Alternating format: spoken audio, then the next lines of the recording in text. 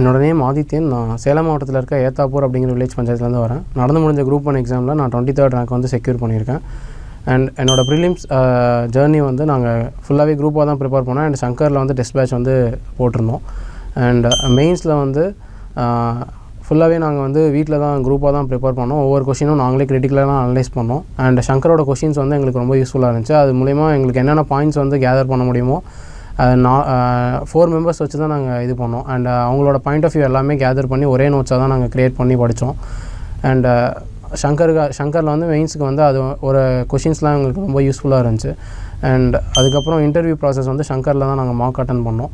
And மார்க்கில் வந்துட்டு panels மெம்பர்ஸ்லாம் ரொம்ப கொஷின்ஸ்லாம் வந்து ஒப்பீனியன் பேஸ்ட் அண்ட் டிசிஷன் மேக்கிங்காக வந்து நிறையா கேட்டாங்க. ஸோ அதெல்லாம் வந்து ரொம்ப யூஸ்ஃபுல்லாக இருந்துச்சு அங்கே ரியல் டைம் இன்டர்வியூவில் வந்து ஃபேஸ் பண்ணுறதுக்கு. அண்ட் இப்போ ப்ரிப்பேர் பண்ணிகிட்டு இருக்க ஸ்டூடெண்ட்ஸ் எல்லாருமே வந்து முக்கியமான ஒரு விஷயம் என்னென்னா பெர்சிவரன்ஸ் அண்ட் டிட்டர்மினேஷன் வந்து ரொம்ப முக்கியமான ஒரு இதாக இருக்குது. அண்ட் எந்த சமயத்துலையும் அந்த கோலை வந்து விட்டுறாதீங்க. அண்ட் எப்பயுமே டிஸ்ட்ராக்ட் ஆகாதீங்க. அதை வந்து ஃபோக்கஸ் பண்ணிட்டே இருங்க. அண்ட் ரிப்பீட்டடாக ரிவைஸ் பண்ணிட்டே இருங்க. எல்லாமே அதான் மெயின் ஸ்ட்ராட்டஜியாக இருக்குது. வேறு எதுவுமே பர்சனலாக வந்து சொல்லணுன்னா ரிவிஷன் தான் ரொம்ப முக்கியமான ஒரு ஸ்ட்ராட்டஜி. அதை எப்பயுமே ஃபாலோ பண்ணிட்டே இருங்க. அண்ட் மெயின்ஸுக்கும் ரிட்டன் ப்ராக்டிஸ் பண்ணிகிட்டே இருங்க. கண்டிப்பாக உங்களுக்கு வந்து ஃப்யூச்சரில் இந்த வர குரூப் 1 எக்ஸாமுக்கு உங்களுக்கு அது ரொம்ப யூஸ்ஃபுல்லாக இருக்கும். அது ஒழுங்காக ப்ரிப்பேர் பண்ணுங்கள், இம்ப்ளிமெண்ட் பண்ணுங்கள். அது கண்டிப்பாக உங்களுக்கு சக்ஸஸை வந்து கொடுக்கும்.